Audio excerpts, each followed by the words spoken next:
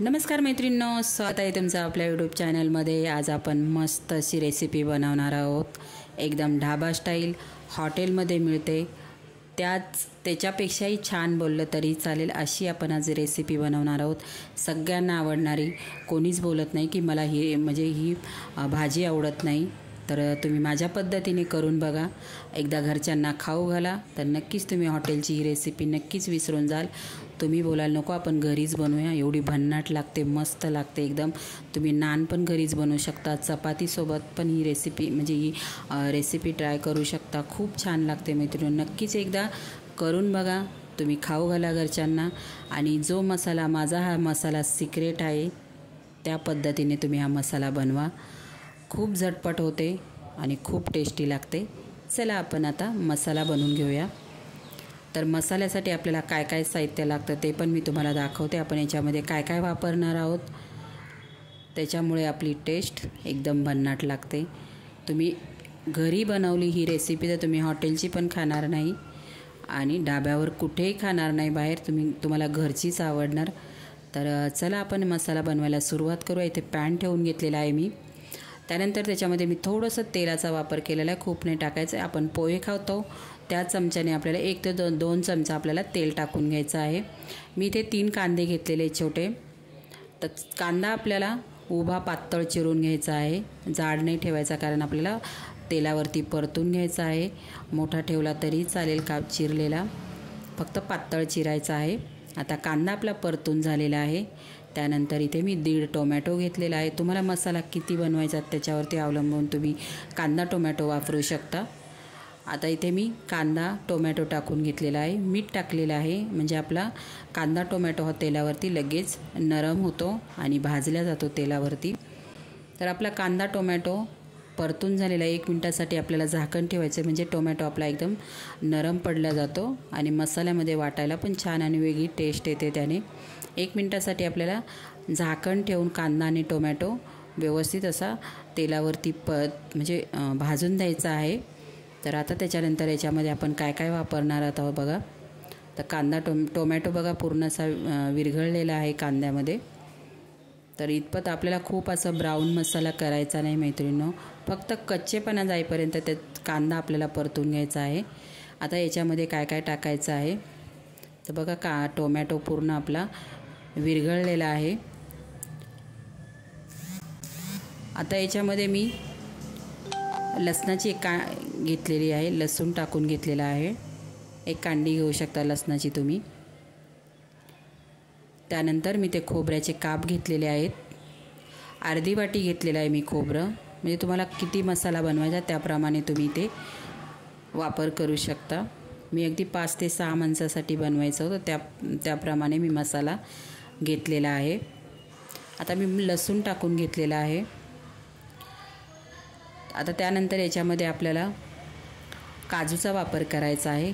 काजू खूप नाही वापरायचे, नाही तर एकदम घट्ट अशी ग्रेव्ही होते आणि बरोबर नाही लागत। काजूचा पण योग्यच वापर करायचा।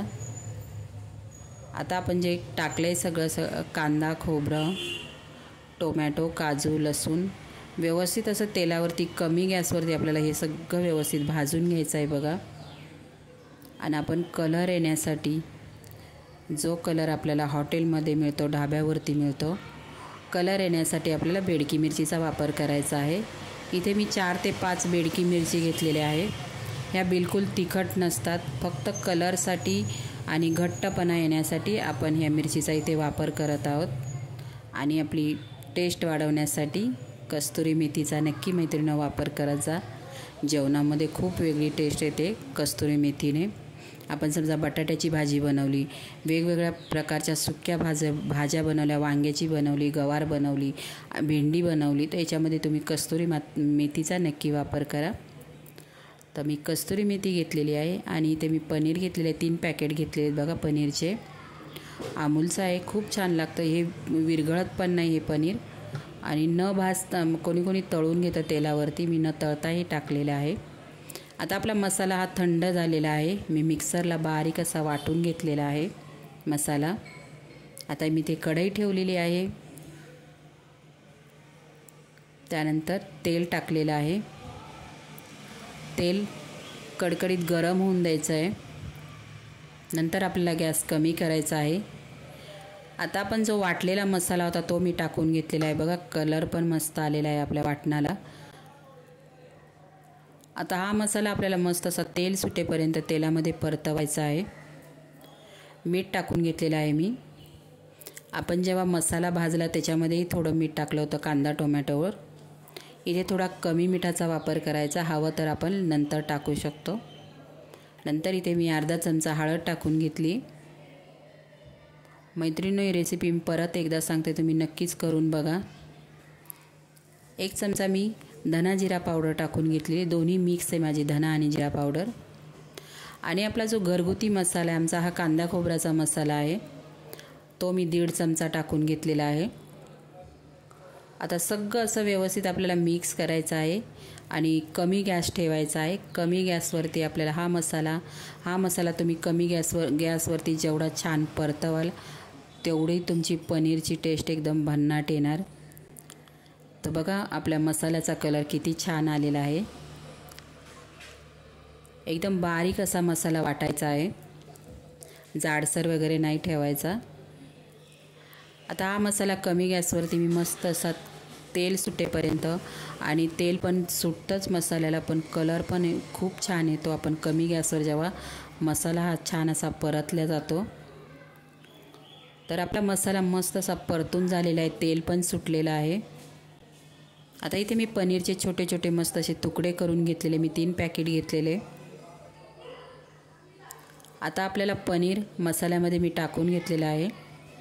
पनीर आपल्याला हलक्या हाताने मसाल्यामध्ये मिक्स करायचं आहे, कारण पनीर तुटू शकतं, म्हणून हलक्या हाताने आपल्याला मिक्स करायचं आहे, खूप घाई नाही करायची। तर मी परतून घेत आहे मसाल्यामध्ये। बघा सगळं आपल्या पनीरला मसाला लागलेला आहे।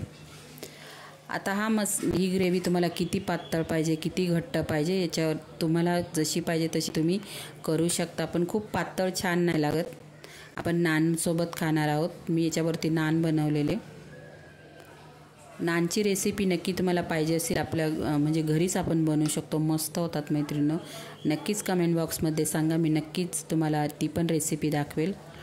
तर बघा मी इथपर्यंत पाणी टाकलेलं, एवढं पाहिजे नानसोबत खायला। हे तुम्ही भातासोबतही खाऊ शकता, चपातीसोबत खाऊ शकता, खूप छान लागते। मैत्रिणींनो, ही माझी पनीरची रेसिपी तुम्हाला कशी वाटली नक्कीच मला कमेंट बॉक्समध्ये कळवा। व्हिडिओला लाईक करा, शेअर पण करा, आणि कोण नवीन मैत्रिणी आपला चॅनल बघत असतील तर चॅनलला माझ्या सबस्क्राईब पण करा। आणि तुम्ही माझे व्हिडिओ कुठून बघतात मैत्रिणी, म्हणजे माझे व्हिडिओ कुठपर्यंत पोहोचत आहेत नक्की मला कळेल, ते पण सांगा की आम्ही इथून व्हिडिओ बघतो आहे, म्हणजे आपले व्हिडिओ कुठपर्यंत जातात हे नक्कीच आपल्याला कळेल। तर बघा आता मी झाकण ठेवलेलं आहे, आपलं सगळं व्यवस्थित मिक्स झालेलं आहे, पाणी टाकून घेतलेलं आहे, झाकण ठेवायचं आहे 2 ते 3 मिनटासाठी। गॅस कमी करायचा आहे आणि मस्त शिजून घ्यायचं आहे आपल्याला पनीर मसाल्यामध्ये। आणि शेवटी आपल्याला थंड, म्हणजे तुम्ही जेव्हा जेवायला बसणार तेव्हा गरम करून मस्त अशी हिरवीगार बारीक चिरून अशी गावठी कोथिंबीर टाका वरून, आणि नानसोबत नक्कीच खा ही रेसिपी तुम्ही पनीरची। तर बघा मी झाकण काढलेलं आहे, इथे आपली पनीरची रेसिपी मस्त अशी तयार झालेली। चला मैत्रिणींनो, या जेवायला।